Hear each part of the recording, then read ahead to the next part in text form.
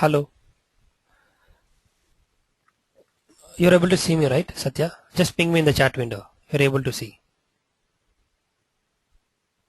Are you able to see my screen? Please ping me in your chat in the chat. Yes, thanks.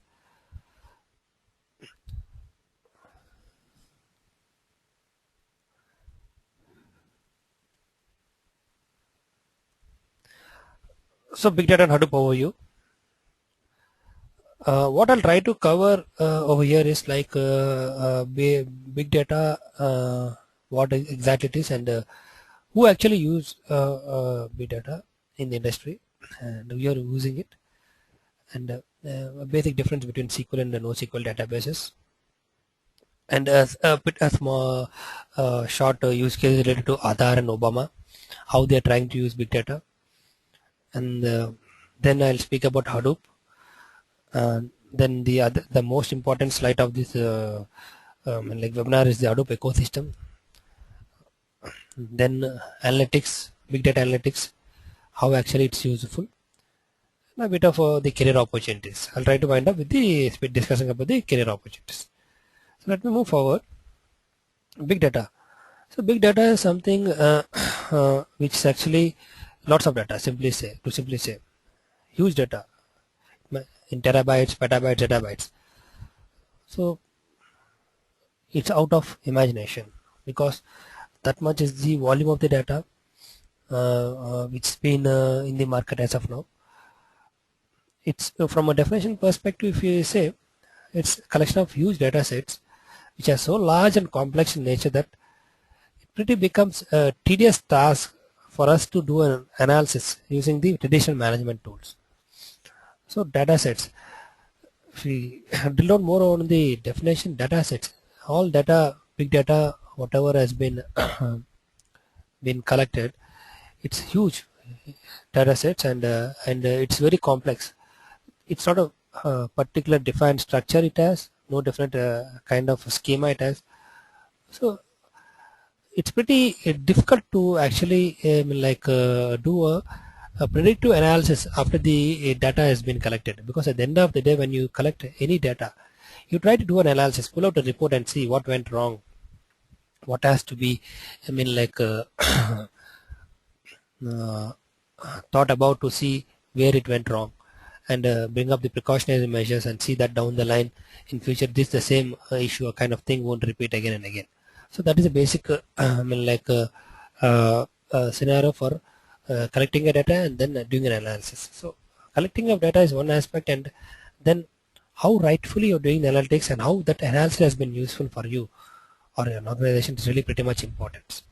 So then the data has been also been collected by huge systems, enterprise, and like you define any big sector, there is data, huge data, any sector, automobile, airlines, whatever you say, data is huge. So from an overview perspective, that is what is called as big data. It's not that the name came recently. Data is there from beginning, but the volume of data which actually is there currently, that's actually made a thought process think about big data. So who actually uses it? I mean, like everyone, frankly speaking.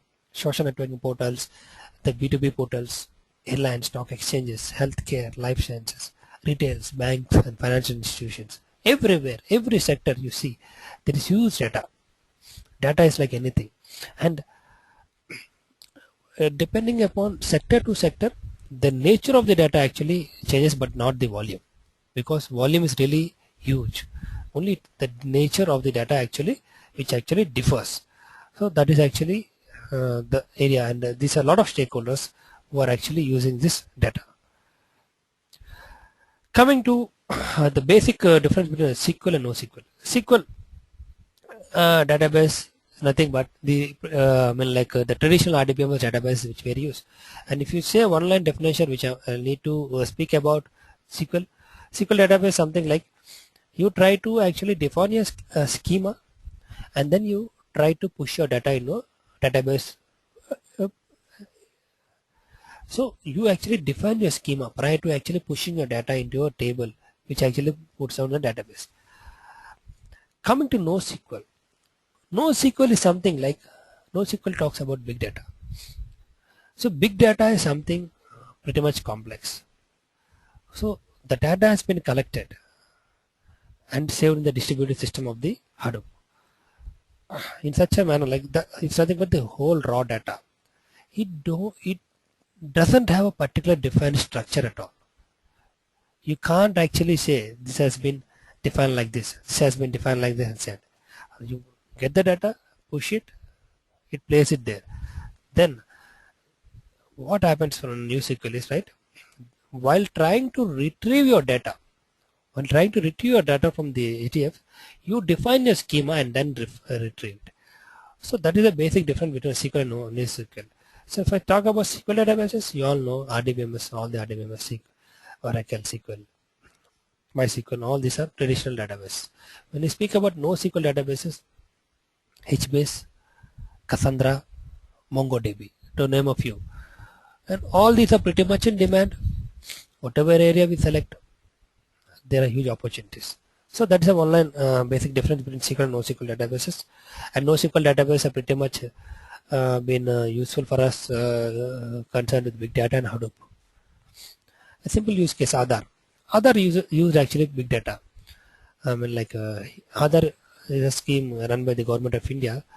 Recently, the campaign of Aadhaar, it's a new campaign being run by government of India, wherein which we collected huge data of all the Indian personal and they after collecting the data, what they try to do, they have done an analysis to see that there is no fraud detection, cyber security, welfare schemes, all these sectors are particularly been targeted to see that after the analysis, what they try to do is, for example, if you take a welfare scheme, they'll try to see a particular scheme has been implemented in a particular area or not. How they are trying to do that based upon the analysis on the huge data they have collected. For analyzing, they use the different kinds of technique which Hadoop has. Similarly, cyber security measures, fraud detection measures. So all these measures they try to implement out of the analysis that they have done. So that's how actually big data analytics has been useful for Aadhaar. Similarly, another use case if I like to speak about is Obama. Obama's campaign is something. Obama won the second time. How did he won? What activities or what kind of approach did the Obama campaign actually implemented in trying to win the elections? What Obama tried to do is like Obama campaign tried to do is like they took the advantage of big data analytics. They collected the data from different kinds of from all the states they have. After collection of the data, they done an analysis using the different kinds of tools. In the analysis, what they came to know is like in 4 or 5 states they are too much superb. They are the most promising party for the people. In few states they came to know like only they are in the midway. In the other few states they found themselves to be backward. So then after the analysis they try to see why they are that much backward in the other states. Then they try to implement all the go-to measures to see that they are moreover towards the people oriented, and they were successful. That's how. See, they out of the analysis they have done using the data they had past history, they came up with the right campaign. Excuse me, and they were successful. So that's how actually Obama. So if you see about the in the slide, it speaks about 10,000 volunteers, 100 data analysts, 66,000 computers. And the campaign was led by Jim Messini, who is the core guy who actually to handle this campaign. And they have done this analysis and then they came up with their report and then they presented to the main core members of the team and they tried to implement what are the suggestions have been given and it was a big success for them. So that's how actually Obama campaign utilized big data. Similar. So I'll just pause on for a while for here. So I feel like I'd run the overview of big data. So Satya, I'm unmuting you. You can actually go ahead and speak if you have any questions or if you want to speak about Satya. Hi Satya. No comments, no questions. Okay, yeah. So, yeah. Hello? So you're pretty much fine You with can continue. pretty much fine, right? Yeah, Whatever. yeah. Good. So Yeah, I'll yeah. just continue with the Hadoop part. This is the main part. Yeah. Okay. Thanks. I'm unmuting. You can go ahead. So Hadoop. Hadoop Apache. Apache Hadoop is an open source framework been developed by Apache, which allows distributed processing of large data sets across multiple clusters of community computers using a simple programming language called as MapReduce. That programming language which we use in Hadoop is MapReduce. So this is a Java-based kind of language. So knowing basics of Java is good. Uh, even though you guys don't know any Java, it's not a problem. Like simple basic Java is pretty much good to go ahead.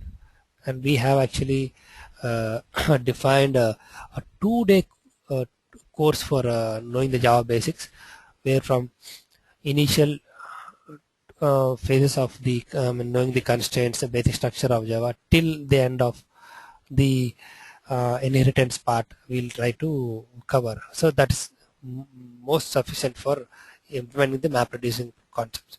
So Hadoop actually the word actually been generated out of the scientist son who actually named a small elephant. So Hadoop actually is an open source framework which has multiple components been integrated by multiple companies like Google gave the MapReduce part. Similarly, Facebook gave Hive and Yahoo gave Pig. So all these are nothing but a part of the ecosystem of Hadoop, which we'll actually cover in the next slide. So it's an open source framework, Apache open source framework, which actually runs on multiple clusters of communities. So when I speak about across clusters, what does it mean? It means that you have in the cluster you have one basic system or computer which is of a high-end machine, high configuration machine. The other systems are nothing but they are commodity computers. They are the basic kind of machines which we use in offices kind of thing, where actually from a storage perspective the high-end machine has a less storage space and the commodity computers have a high storage space. But from a that is only from the storage perspective. From a processing perspective, the high-end, the main or the uh, high-end configuration computer must be having the good configuration part to handle the processing speed. So in detail, I don't want to discuss more on this because that's a big subject to discuss on. But to give an imagination for newcomers like you guys, you can actually have it in your mind. Like, so that's how actually it's been dealt. And these commodity computers, and for example, if I speak about this system, I can say Lamborghini, the lavish car, is a high-end computer, and the other commodity computers are nothing but your ambassadors. So ambassadors are your I mean like commodity computers. So I'll try to always see that in my cluster I keep safe my Lamborghini because that costs huge, and I need to take care of it. The other computers are commodity computers, and when I speak about ambassadors, they are very much strong enough. If I go and hit them also, nothing happens. They are very much strong body weight, but they are less when compared with that Lamborghini. Am I right? So that's how actually. But this high-end computer actually saves all the information, which is pretty much used by the Hadoop. It's called as HDFS, Hadoop Distributed File System. So that's an overview of Hadoop. The other slide which I want to speak about now is this the Hadoop ecosystem. This is the heart of this session. See, I'll start from the bottom. You have structured or semi-structured data over internet, right? See, like Facebook, Twitter, LinkedIn, all this is nothing but it consists of structured as well as huge semi-structured data. So in Hadoop, what it tries to do is like while actually trying to move the data, the semi-structured data to the Hadoop file system, you'll use a tool called as Flume, which is in the Hadoop. Similarly, from the traditional databases, RDBMs, if I want to try to uh, upload kind of data, I use Scoop. So Flume and Scoop are the data loading techniques in Hadoop. So here on top of Hadoop, it uses a inbuilt database called as HBase. You can actually integrate Cassandra, MongoDB, or HBase. So these are nothing but the NoSQL databases. And we have another programming area called as MapReduce framework. This is actually area which we need our Java skills. So whatever data has been collected, you try to do an analysis over here. So that has been done using MapReduce framework. If someone says like I don't know programming but I want to learn Hadoop, yeah, pretty much go ahead. If you don't know this MapReduce Java language, no problem. Someone from a DB background comes up and says, hey guy, I'm pretty much messed up with writing code, I don't know. I know SQL commands, I'm a SQL guy, oriented guy. Pretty much good, not an issue. You have Hive, you have Big Latin. So Hive is a SQL kind of command kind of thing in which yeah, I mean like Facebook uses it. It's a data warehousing system for Facebook. Facebook actually developed Hive. So you write your all the create table kind of structure and all the stuff is there. You can go and implement that using Hive. So you can do an analysis. Similarly, Big Latin was developed by Yahoo. So Big Latin is again a transactional kind of commands: upload, transform, load. So these are the techniques which actually it uses to do an analysis of the data.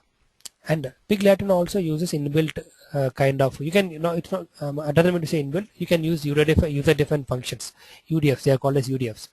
So in Big, you can, in between, you can place your UDFs. UDFs are nothing but, again, written in a particular language, maybe Java, maybe MapReduce again Java, Perl, Python scripts. Other programming languages can be, you write you function over there and you call it here. So that can be used in a Big Latin. Similarly, Mahout is something called as machine language. Machine language, it's something like C. Mahout, for example, if you go to LinkedIn portal and you scroll down to a bit, you do see a pop-up kind of thing which is being popped up. So that actually kind of, it recommends you to go and do, see, you bought this, you go and buy this also. You learn this, you go and learn this also. So it recommends you to go and see other reference. It's kind of, it's referring you to cover other areas also. You cover this, you cover this. So this is nothing but your recommendation engine. So that recommendation engine has been developed using Mahout. It's again a separate huge kind of knowledge base which has to be dealt on, and a separate training sessions have to be learned on. So there is another thing called as Apache Uzi. Apache Uzi is something like nothing but it's a workflow kind of system. It's moreover like a scheduler. You can define all your jobs over there and trigger them. On a if you can trigger a job today, tomorrow, whatever it is. It's more of like a workflow. Start here, do this, do this, do this, and complete that. That's what actually you can, whatever way your business scenario actually projects it, accordingly you can go and actually define your workflow in Apache Uzi. So overall, from bottom to top is nothing but your Hadoop ecosystem. So and then big data analytics. You had spoken about big data, I had spoken about Hadoop. Now analytics part. So you have your data, you have your analytics with you, do your analysis, and that analysis is really important for you. If you say Facebook really uses analytics. Google has its own analytics. They are using these analytics techniques to see that the right information is projected to the right user, so that their customer, like Facebook customer, actually benefits out of it, and they have their business. That's how actually at the end of the day the end user is happy, the other guy who's nothing but the customer of the provider is also happy. It's an end-to-end situation, but how this relationship has been formed, that can only be dealt using analytics. So that is what is called as big data analytics. Coming to career opportunities, Facebook, Yahoo, what networks, Amazon, Cloudera, Google. You ask, the list goes on. So you have plenty of people who are actually already using it, and a lot of opportunities are there. Believe me, if you know only Hive, you can survive like anything. So that is the power of if you are good at map reducing, you're superb. You have opportunities from infrastructure point of view also, setting up your Hadoop cluster, maintaining your Hadoop cluster. Similarly, pig pig really suffices you a lot. Data loading techniques you know very well, that's pretty good. So you know multiple things, opportunities are plenty, and people need lot of them. So from our perspective, we are actually in the industry, IT industry for 12 plus years experience, and we handled plenty of projects for Microsoft, SuccessFactors, SAP, Semantic, a lot of R&D projects. So we do actually provide webinar sessions, workshops on the above mentioned areas like web accessibility testing. That's 4 classes. Web accessibility is a niche skill which every IT guy needs to know now. For example, if you see any, like Hollywood movie, you see subtitles. Why they're giving subtitles now in the theaters? If you go and watch a 3D show, you see a subtitles. That is nothing but accessibility. Everywhere accessibility is being pulled upon, and the US government is too strict that each and every company, each and every product needs to follow that. How to follow that, how to test that, this speaks about, and you are most benefited if you add that in your profile. It's like an added advantage for you, and a lot of opportunities are there for you guys in US, India, London, Australia, KSA, whatever area, area you cover. And we cover big data and Hadoop ecosystem. That's a 10 classes session. And Java basics, as I told you, Java basics is a 2 days class session, which actually gives you an understand of Java basics. That would be helpful for you for big data. And we also provide online webinar sessions for software testing methodologies. It's a 5 classes session. So that's the overview from our end out of this webinar.